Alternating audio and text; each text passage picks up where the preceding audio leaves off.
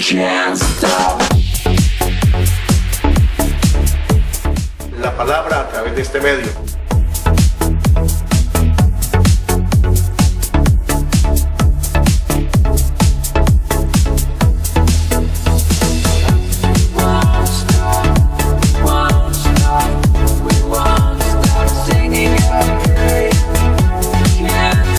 Los escribas, los fariseos, la gente que conocía teología de Dios, siempre tenían predisposición contra Jesús. Uno entonces puede empezar a dar respuestas por qué Jesús nunca escogió gente de ese contexto. ¿Qué hablábamos anoche? Hermana Nigan estuvo acá. Perdón. Anoche hablábamos de que Jesús de Nazaret escoge a los discípulos y cuando los escoge los llama y ellos dejándolo todo le siguen. Ahí quedamos en el capítulo 5, ¿cierto? Que Jesús escoge a Simón Pedro porque Simón tenía la capacidad de hacer cosas fuera del orden natural. Por ejemplo, lanzar la red al mediodía, cuando se pescaban era realmente de noche. Jesús vio un candidato en Simón Pedro. ¿Por qué? Porque sencillamente Simón Pedro obedece la orden dada por el Señor a situaciones que dentro del orden natural no son normales. Un hombre que tiene la capacidad de lanzar la red al mediodía, cuando solo se pesca de noche, ¿por qué lo hace? Lo hace por una cosa que se llama sensibilidad espiritual, obediencia a una orden dada por el que en el poder de su palabra echa fuera demonios, sana a su propia suegra, porque Pedro tuvo la experiencia de llevar a Simón Pedro a su casa y con un solo toque de la mano de Jesús su suegra fue sanada.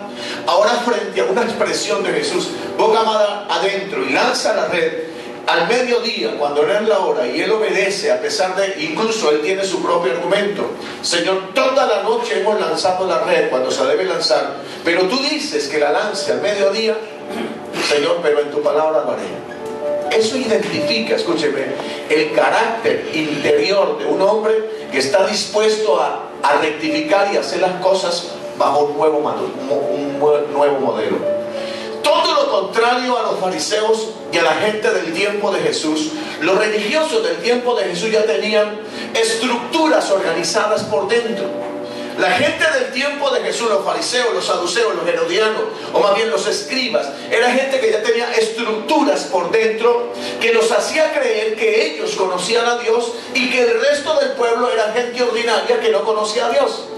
Jesús escoge y llama a Simón, pero no llama a los maestros, a los eruditos de la palabra, no los llama. ¿Y por qué no los llama? Por una sencilla razón. Normalmente las personas que son religiosas y son legalistas, como los fariseos, tienen tres características. Primero, tienen una mente y un corazón rígido, ya no tienen una mente enseñable. Segundo, tienen un corazón duro. Y tercero, los que estuvieron ayer en la enseñanza de como consecuencia tienen la mano seca. Los que estuvieron ayer. Jesús dice la Biblia que tan pronto llama a sus discípulos y lo empiezan a seguir, lo primero que Jesús les empieza a enseñar en su ministerio es que el ministerio de Jesús es un trato con el leproso, porque el primero que sana al leproso. Es un tema de tratar con la lepra de la gente. Es poner la mano sobre el leproso para quedar leproso, para que el otro quede sano. En otras palabras, es empezar a cargar la cruz. Es empezar a llevar la cruz de Jesús. Porque dijimos, en la ley no solo estaba prohibido, porque es que era realmente al poner la mano, la persona quedaba ceremonialmente contaminada. En el instante en que Jesús pone la mano sobre el leproso, ¿quién queda leproso? Jesús. Solo que la lepra en él no producía el efecto, porque él tenía el poder en su cuerpo y en su sangre para destruir el poder de la lepra y sanar al individuo. El ministerio de Jesús tenía que ver no solo con sanar la lepra, tenía que ver con restaurar la parálisis de gente que voluntariamente no tenía la capacidad de venir a él para ser sanado.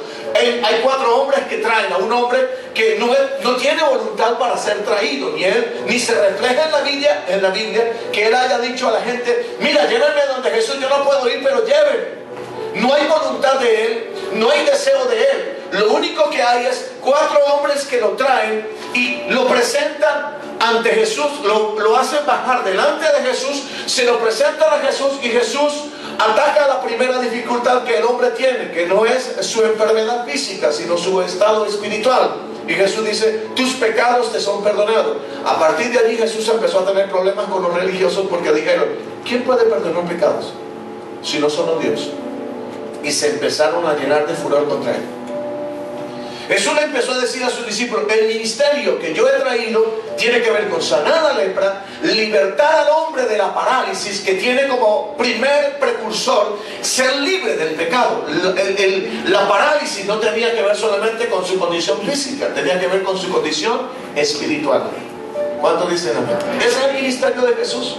Jesús empieza a llamar a sus discípulos y después agrega un nuevo discípulo, que es Mateo, que significa don de Dios. Ahora, realmente en la Biblia Mateo se llama Leví, pero Jesús lo llama por otro nombre, le pone un sobrenombre, le llama don de Dios. Le dice, tú eres un regalo de Dios. ¿Qué haces ahí en el tributo, en la mesa de los tributos del César? Y después de que dice la Biblia que Mateo, o Leví le escucha, Jesús lo ve en la mesa de los tributos y dice, y viéndolo allí en la mesa de los tributos, le dice, sígueme. Y Mateo, desde ese instante, dejándolo todo, le sigue. Cuadros que se van presentando en el camino. Seguir a Jesús tiene su vuelta. Seguir a Jesús no es tan fácil. ¿Cuántos dicen amén? Hay gente que dice, es que seguir a Jesús es tan lindo. Sí, es lindo desde un punto de vista espiritual, pero genera unos conflictos. ¿Cuántos dicen amén? Yo sé que usted no los ha tenido, al menos le cuento desde mi experiencia. Tener que darles el camino, y de lo primero con lo que Jesús tiene que empezar a cortar en la mente de ellos es con el legalismo de todo el entorno religioso que circunda a Jesús y a los discípulos. ¿En qué contexto cultural nacieron y vivieron y crecieron y se desarrollaron Simón, Pedro, Juan y los discípulos? En un contexto judío. Ellos eran judíos de pies a cabeza, empezando porque Jesús nació en un contexto judío y debería haber sido judío de pies a cabeza. Ceremonialmente era judío, pero no culturalmente. No sé si me hago entender. Jesús estaba apegado a la ley, apegado a los principios reales de Dios, pero no participaba de la cultura judía, porque Jesús, todo el tiempo que usted lo observa, Él está rompiendo las estructuras que la cultura ha creado y está atrayendo a la gente a las estructuras del reino, que son dos cosas totalmente diferentes. Aquí yo entro a poner un punto bien importante antes de seguir esta noche. ¿Contra qué cree usted que se tiene que enfrentar Dios para podernos levantar a usted y a mí? ¿Contra qué se tiene contra qué se tiene que enfrentar Dios adentro nuestro para podernos liberar y convertirnos en los hombres y mujeres que Él quiere? Si estamos hablando de que Jesús le tocó libertar a sus discípulos de la cultura, y era una cultura judía que estaba, voy a decir, afectada por la tradición religiosa basada en el judaísmo, la pregunta es, si eso fue libertar a los discípulos que tenían mentalidad judía y que estaban apegados a la ley, y que lo que los separaba de Dios eran las prescripciones legales que la gente había inventado sobre la ley. Adicionalmente, la pregunta es, si eso fue con los discípulos, imagínese usted con gente que nació en un contexto cultural desconectado de Dios, donde empezamos nosotros a conocer la palabra es ahora, y empezamos a entender los principios de Dios es ahora. Imagínese usted lo que es trabajar con hombres y mujeres como usted y como yo. ¿Cuánto tiempo debe pasar?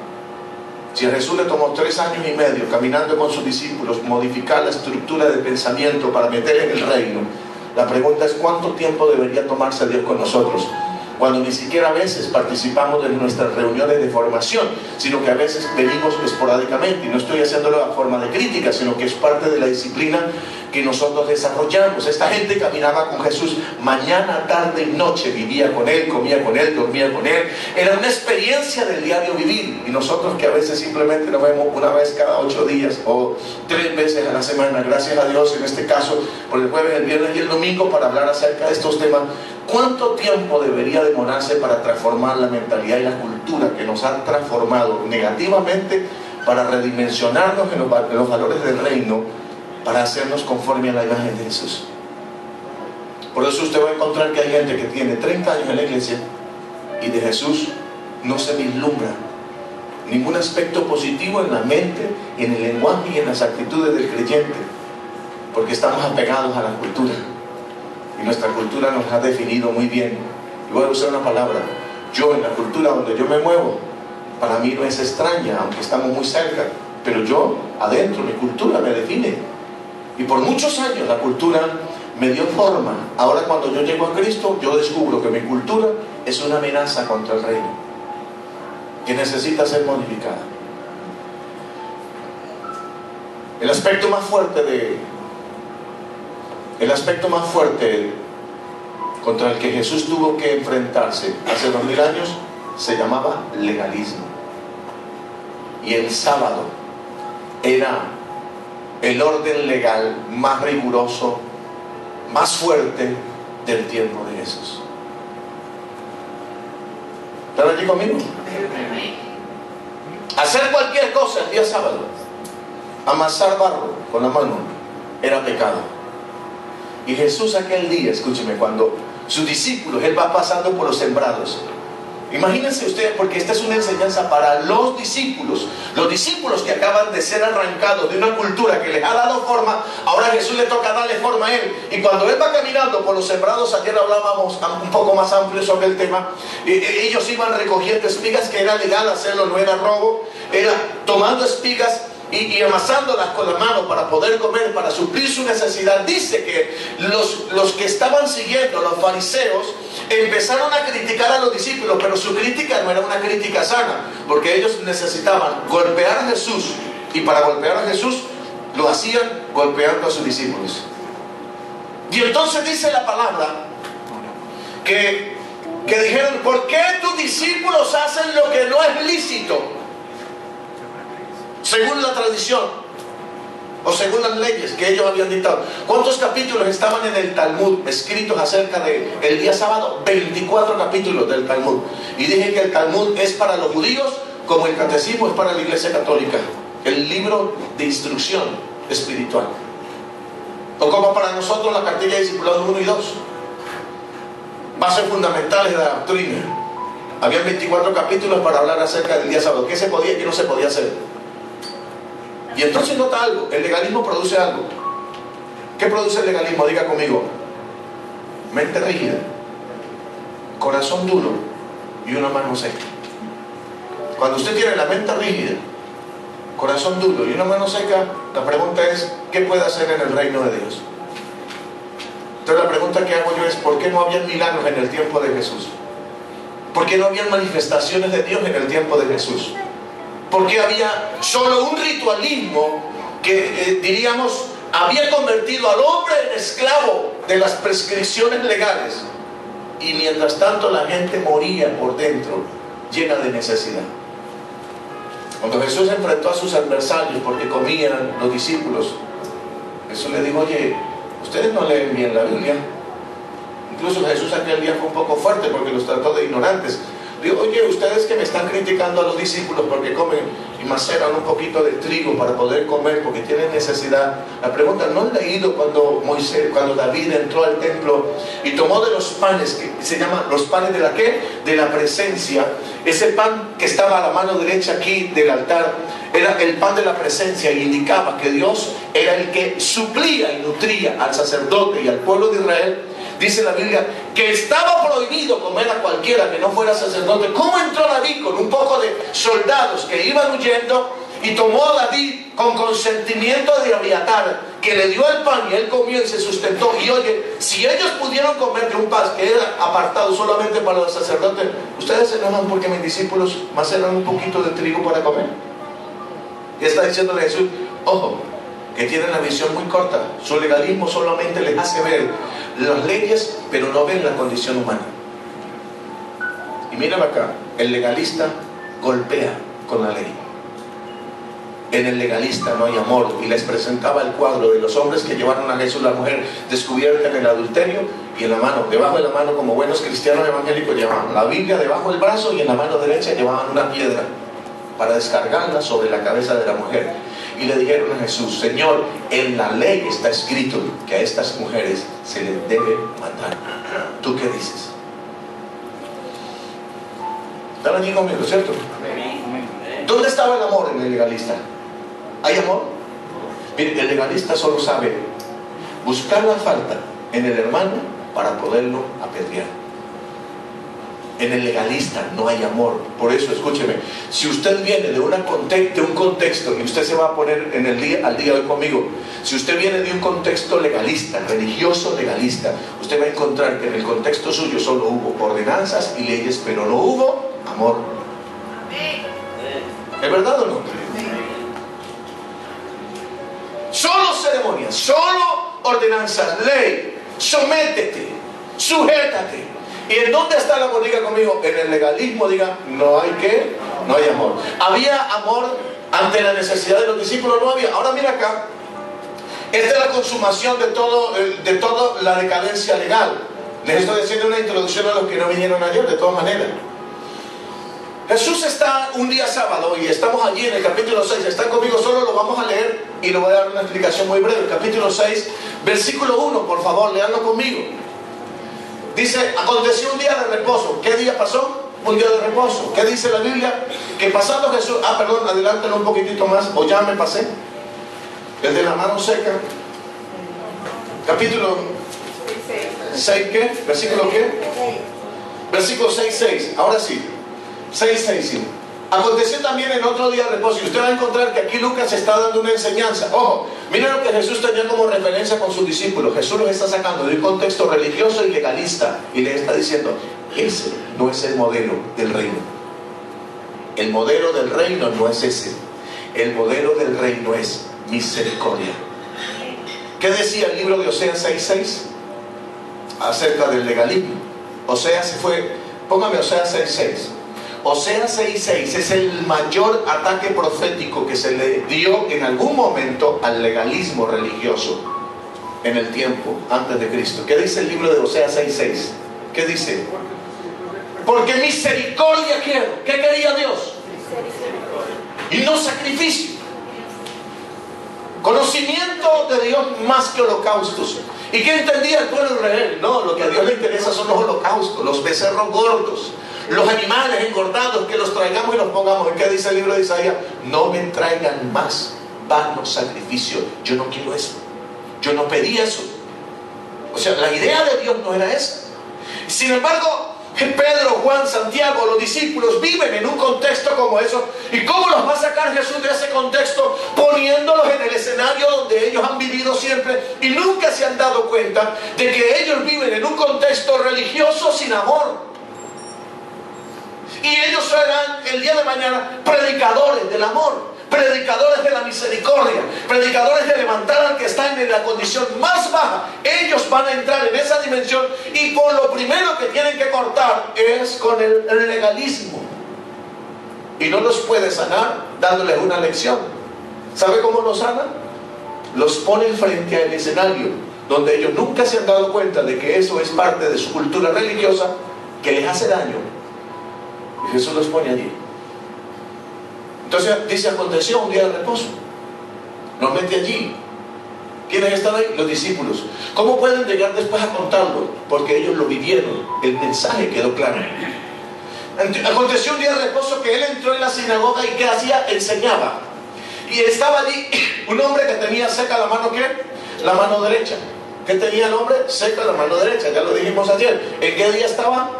En el día de reposo. Él estaba en medio de qué día? De los legalistas. Identifica ese hombre de la mano seca algo. Oye, mire cómo Jesús lo hace. A la gente que está allí, que es legalista y que están esperando ver un defecto en él, Jesús les saca a la luz la dificultad espiritual que ellos tienen por ser legalistas y les pone en medio el elemento para que ellos se vean retratados. Sin embargo, ellos nunca se vieron retratados. Verso siguiente. Le acechaban los escribas, los fariseos, para ver si en el día de reposo sanaría al hombre de la mano seca, a fin de hallar de qué convertirse. ¿A fin de hallar de qué? Acusarlo. Nota algo del legalista. El legalista nunca te va a encontrar un detalle teológico para convertirse. Siempre encontrará un detalle teológico para discutir. Nadie dijo amén, pero así es. ¿Se parece a eso a algo que usted y yo conocemos? Digo, Yo conozco eso incluso dentro de nuestra propia iglesia. Nadie dijo amén, pero así es. Entonces dice la Biblia, entonces dice que querían acusarle. El verso siguiente, va conmigo, dice, mas él conocía el pensamiento de quiénes. Entonces yo quiero que diga conmigo, él conocía el pensamiento de los legalistas. Y entonces dice la Biblia, y dijo al hombre que tenía la mano seca, levántate y ponte en medio. ¿Por qué lo hace levantar y ponerse en medio? Porque ese hombre los representa a todos. Ese hombre que está allí los representa ¿a quién? A todos. Y ese hombre que está en un contexto legalista refleja el espíritu que domina al legalismo. Cuando un hombre está dominado por el legalismo en el orden espiritual, tiene la mano seca. Y la mano derecha en el contexto bíblico es la mano que da fruto, la mano que trabaja, la mano que se esfuerza, la mano que crea, la mano que produce, la mano que da, la mano que levanta, la mano que sana. Todos esos aspectos que yo lo prediqué en alguna cosa, 7 dimensiones que se secaron en el hombre cuando se secó la mano. La mano de la productividad, la mano de la creatividad, la mano de la sanidad, la mano del dar. Alguna vez lo prediqué, alguna vez acá. Esas cosas estaban secas en él. ¿Quién las secó? Diga conmigo, el legalismo. Jesús les pone el ejemplo delante. Y entonces dice, los puso en medio. Y él levantándose se puso en pie. Y entonces lanza las preguntas. Entonces Jesús le pregunta una cosa: ¿es lícito el día de reposo hacer bien o hacer mal? ¿Qué es lícito según la ley? ¿Hacer bien o hacer mal? Y mire cómo Jesús coloca el contexto. Jesús está diciendo, ojo, la ley se hizo para el bien del hombre, no para el mal. Dice también la palabra, la ley fue dada para salvar la vida, no para quitarla. ¿Notan ustedes las preguntas de Jesús tan profundas? No sé si me estoy haciendo entender esta noche. Las preguntas de Jesús identifican el espíritu de lo que Dios había creado en la ley. La ley de Dios estaba destinada ¿para qué? Para hacer el bien y para salvar la vida. Pero la gente a través del legalismo había convertido la ley en algo para hacer mal y para quitar la vida. Mírame acá, aquel día la gente tenía una sola cosa en la cabeza: traigamos un hombre con la mano recogida. No sabían que eran ellos mismos. Pongámoslo al frente del hombre a ver si él lo sana, solo para encontrar un detalle en donde acusarlo. ¿Notan algo ustedes? Y aquel día Jesús está en el lugar y le dice a todos, la pregunta que yo les hago es, hoy estamos en el día de reposo. Y en el día de reposo, ¿para qué fue hecho? Para hacer el bien. Entonces, nota algo. Entonces el legalista diría, para no hacer nada, para restringirse de todo. Y Jesús dijo, ustedes están bien equivocados. El día de reposo fue dado por Dios para hacer el bien y para dar la vida. ¿Pero dijo conmigo? Amén. Entonces nota algo el verso siguiente. Y mirándolos a todo alrededor. Hermano, me encantaría, pero no hay tiempo. El libro de Marcos dice, y mirándolos a todos alrededor con enojo. Porque dice el libro de Marcos, lo presenta más fuerte, dice con enojo. O sea, Jesús estaba ¿qué? Le salió la unción. O sea, fluyó la unción, el enojo. Pero escúcheme, este no es un enojo de rabia como el suyo y como el mío, porque el enojo suyo y mío tiene una particularidad. Normalmente está influido por cosas negativas. Nadie dijo amén, pero así es. El enojo de Jesús es diferente. El enojo de Jesús es ver cómo el pecado ha logrado calar tan profundamente el corazón del hombre y el hombre se ha mantenido esclavo de él. Ese es el enojo de Jesús. Cómo el hombre se deja controlar por el pecado. Cómo el hombre se deja controlar por sus propias invenciones. Cómo el hombre se vuelve esclavo de eso. El enojo de Jesús en el libro de Marcos está reflejado así. Y entonces mirándolos a todos alrededor dijo al hombre, extiende tu mano. Porque Jesús aquel día lo que dijo, le voy a demostrar que el día de reposo fue hecho por Dios para dar la vida y para salvar. Extiende la mano. Y él lo hizo así y su mano fue restaurada. Y notan algo el versículo siguiente, porque aquí les va a romper la cabeza más de uno. Y dice el versículo siguiente, y ellos se llenaron de alegría. Usted ve un milagro y se llena de rabia. Mírenme acá, porque es que yo quiero que observe usted el espíritu que gobierna el legalista. Violó la ley, violó la ley. violó las prescripciones, lo que dice no el sacerdote, lo que dice el Talmud, no lo que dice la Biblia, sino lo que dice el comentarista teológico que se apartó de la verdad, y empezaron a mirar solo lo que había violado, pero no veían la mano restaurada del hombre, no veían al hombre que había estado esclavo por tantos años en una condición de una mano seca, no lo veían. Escúcheme, es una cosa loca. Se llenaron de furor y empezaron a hablar entre sí qué podían hacer contra Jesús. ¿Es loco o no es loco? Y usted va a llegar a iglesias cristianas y evangélicas que tienen tantas prescripciones legales. Voy a usar, dije cristiana evangélica, no, iglesias entre comillas cristianas, que cuando usted entra allí encuentra los 250,000 cosas que usted no puede hacer dentro de la iglesia, que van desde cómo vestirse, cómo, escúcheme, y todo te limita. Yo conozco a un pastor amigo que salió de una iglesia esa, dijo: pastor, ¿sabe cómo hacíamos nosotros? Nosotros colocábamos un ladrillo en la entrada de la iglesia, y si la mujer no rozaba su falda con el ladrillo que estaba allí, no podía entrar. O sea, el ladrillo era la medida, o sea, más arriba del ladrillo era inmoral. Entonces la mujer, me imagino a la mujer bajándose la falda antes de llegar a la iglesia, y perdónenme que estoy diciendo eso, ¿no? Bajándose la falda, mírame a ver si alcanza todo, y tratando de entrar lo más bajito posible porque no la devolvían. Me dijo el pastor: yo estuve en ese lugar, yo fui pastor de esa iglesia. Dios, pastor, y no tenían misericordia de nadie. Un día fue a entrar dos mujeres en una actividad de Semana Santa que traían sus faldas un poquito altas de lo normal, según ellos, y las expulsaron como si fueran unas prostitutas de la iglesia. Ahí no entra nadie, digan, no entra ni Dios. ¿Cuántos dicen amén? ¿Cuántos dicen amén? ¿Están de acuerdo o no? No digo más porque no, aquí voy a encender el furor de muchos. Verso 2. En aquellos días, ya entramos en otro punto. Mira la experiencia de Jesús: formar los discípulos en un contexto cultural y religioso para poderles dar a entender que el reino de Dios es otra cosa. ¿Cuántos dicen amén? Y entonces dice: en aquellos días Él fue al monte a orar.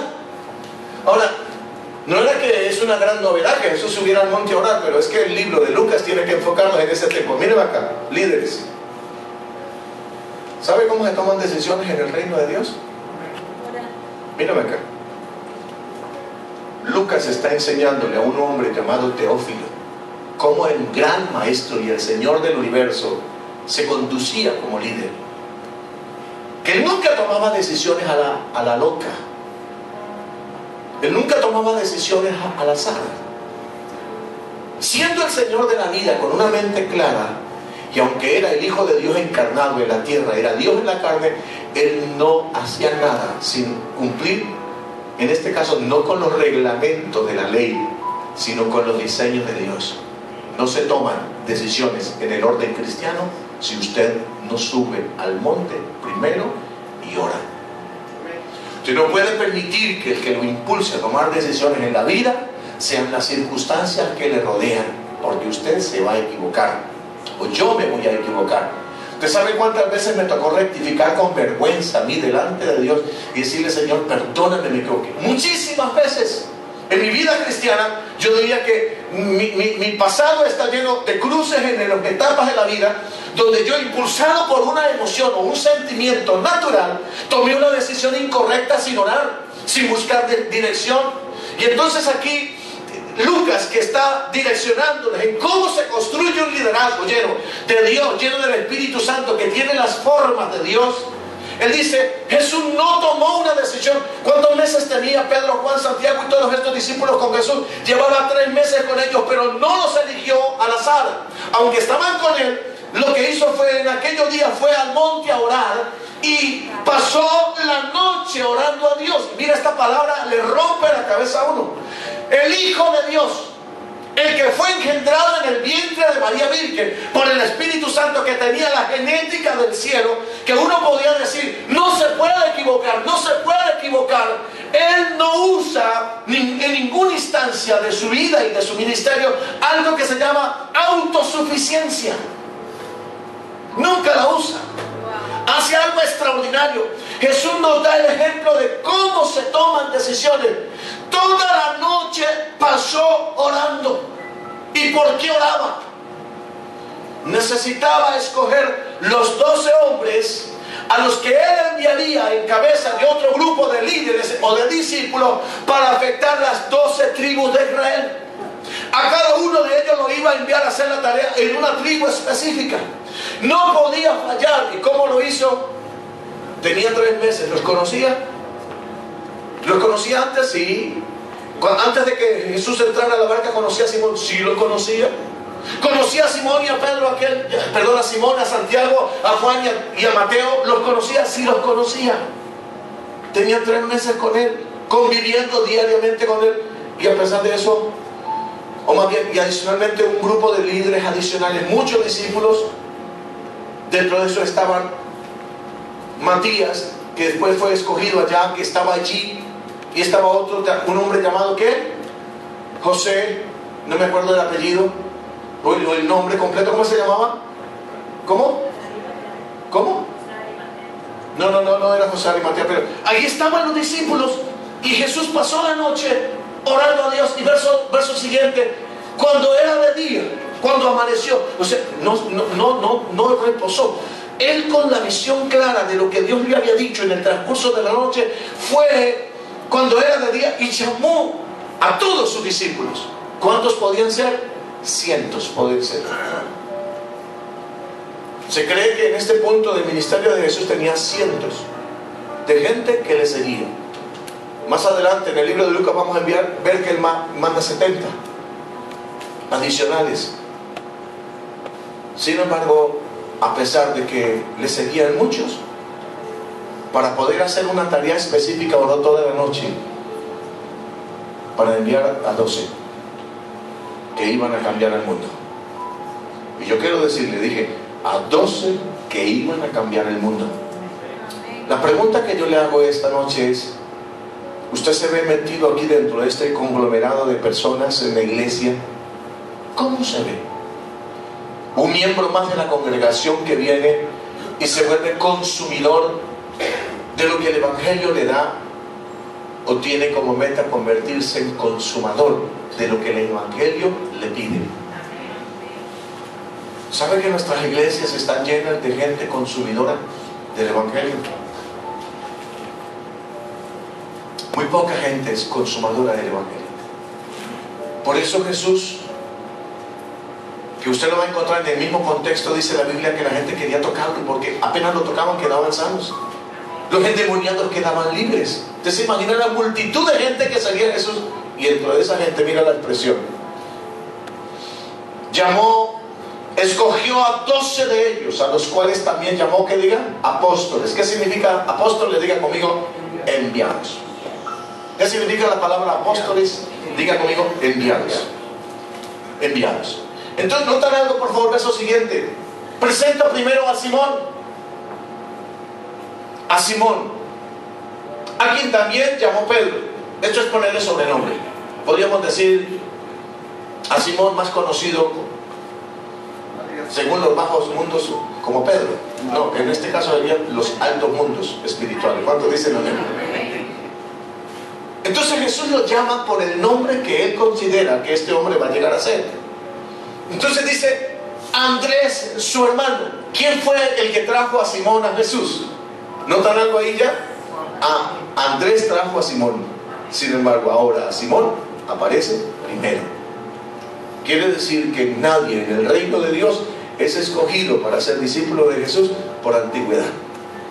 Aquí lo que funciona en el orden de lo espiritual se llama hambre y sed de Dios, capacidad de estar dispuesto a hacer las cosas según el modelo de Dios. Y en eso Pedro lo superaba a todos.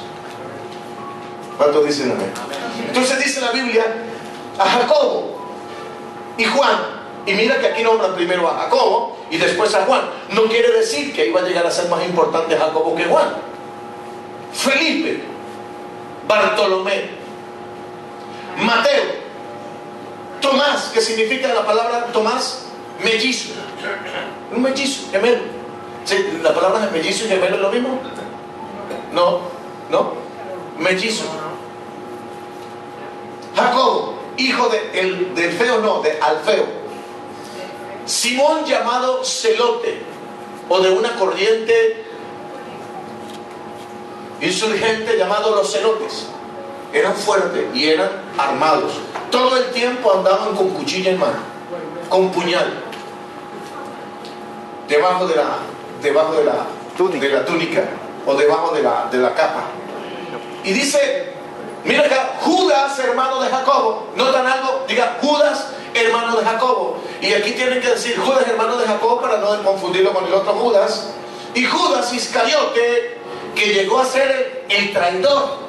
De todos ellos, escúcheme, todos eran galileos menos Judas.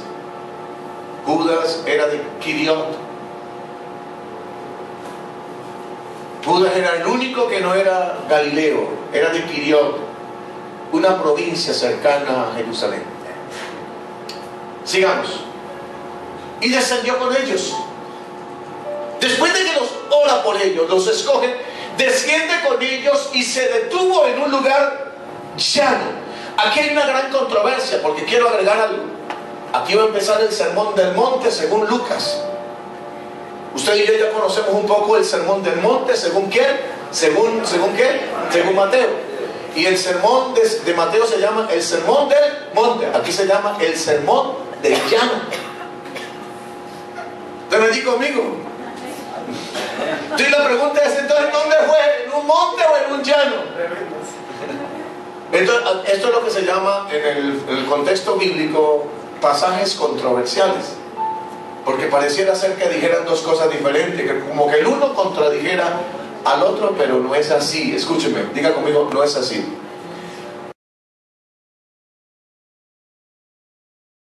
Anhelamos y esperamos que este mensaje que está llegando a su casa le edifique, y que no solamente le edifique, sino que se convierta en un instrumento para que vayas y enseñes a otro. El principio para el crecimiento es recibes y enseña. Cuando recibes el mensaje, Dios lo que te transmite a través del predicador es del predicador, pero cuando vas y lo transmites a otro, se convierte en tu mensaje. Así que le motivamos a que sigas recibiendo este material, y anhelamos en el nombre de Jesús que los próximos mensajes que lleguen a su vida a través de este medio le sigan edificando. Bendiciones para todos y una bendición muy grande para su familia. Amén.